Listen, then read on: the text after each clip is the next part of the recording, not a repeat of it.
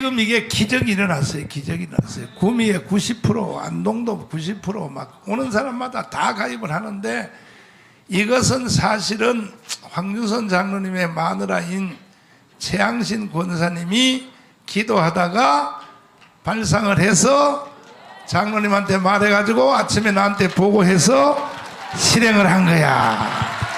그래서 가끔 가다가 여자가 필요할 때가 있어요. 가끔 가다가. 장로님, 예. 문재인이가 이재명이 단식하는데 직접 전화를 해서 전화했죠. 격려를 했어요. 예. 그게 의미가 뭡니까? 그게 도대체가?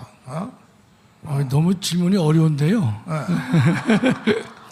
하여튼 문재인은 자기가 그만두게 되면 잊혀진 인물로 살기를 원한다. 이렇게 TV에 나와서 떠들었는데 결코 잊혀진 인물이 아니에요. 사사건건 문재인이가 각종 사건에 개입하고 있단 말이죠. 그 중에 하나가 목사님 기억하시겠지만 윤석열 정부의 1년 업적을 보면서 하는 말이 자신의 5년 치적이 순식간에 무너져 내렸다. 이런 말을 했죠. 두 번째는 서해 공무원 때문에 감사원에서 서면 조사를 하려고 하니까 문재인 무례하다 이렇게 얘기를 한 것을 본인이 예컨대 왕조 때 임금인 줄 아는데 정신 나간 놈에게 또 하나 이번에 잼버리 대회도 마찬가지죠. 본인이 임기 5년 동안에 모든 예산과 계획을 다 세웠음에도 불구하고 이번 윤석열 정부에서 실제로 집행함에 있어서 어려움이 있었단 말이죠. 그걸 보면서 부끄러움을 국민을 부끄럽게 만들었다. 이런 말을 이제 하고 있단 말이죠. 귀싸대기를 한번 때려야 되는데 부끄럽긴 어떤 인간이 국민을 부끄럽게 했습니까?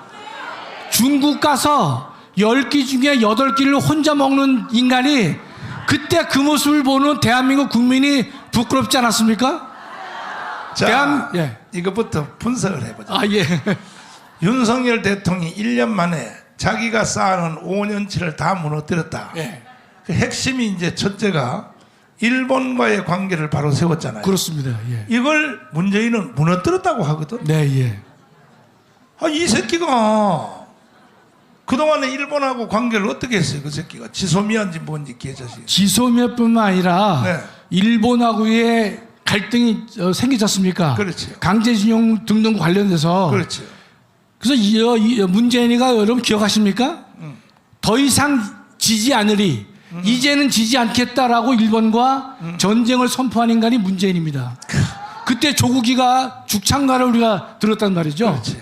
그러니까 우리가 한일 관계는 100년 전의 관계에 머물러서는 안 되는 것이고 대한민국과 일본과 미국은 하나의 이념과 가치를 가지고 연대해서 나가는 그런 입장이 되는 것이고 목표가 같고 레벨이 같습니다. 레벨이. 근데 오히려 문재인이가 5년 무너뜨려 놓은 것을 윤석이가 1년 만에 세운 거 아니에요?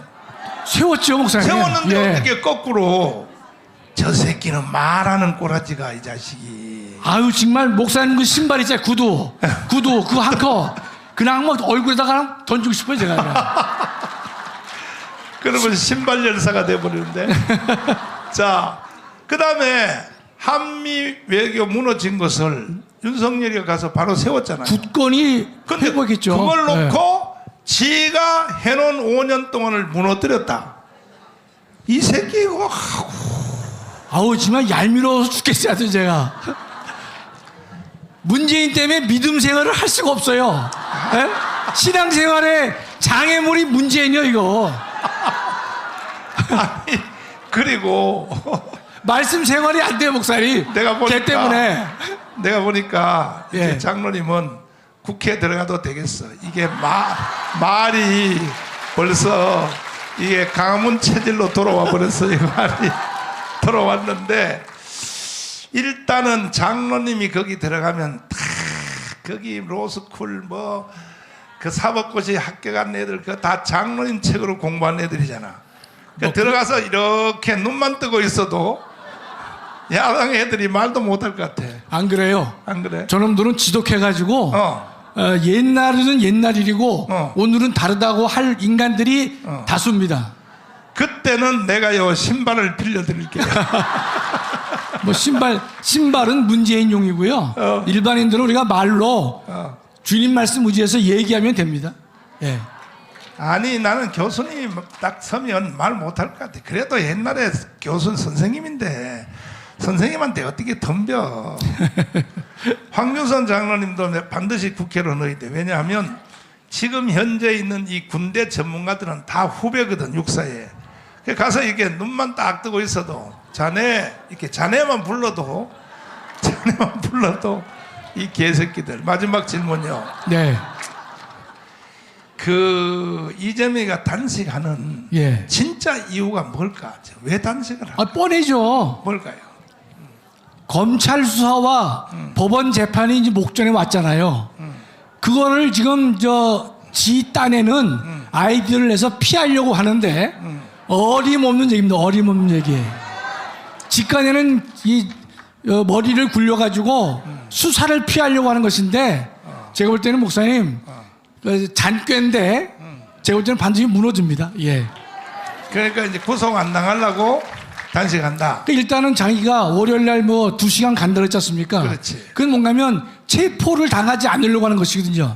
내가 검찰에 내가 나갈 용의가 있다. 체포영장 발부를 막는 것이고 그 다음에 일주일 동안 잔식하면 바로 예컨대 소환해가지고 뭐 신문하고 하게 되면 뭐 또 이렇게 휠체어라든지 뭐 타고 갈 거 아닙니까? 쇼를 하려죠. 쇼를요. 제가 볼 때는 시간은 우리 것입니다. 시간은. 근데 장로님 예. 어제도 방송하다 얘기했지만은 예. 나는요 제가 왜 단식을 하느냐. 예.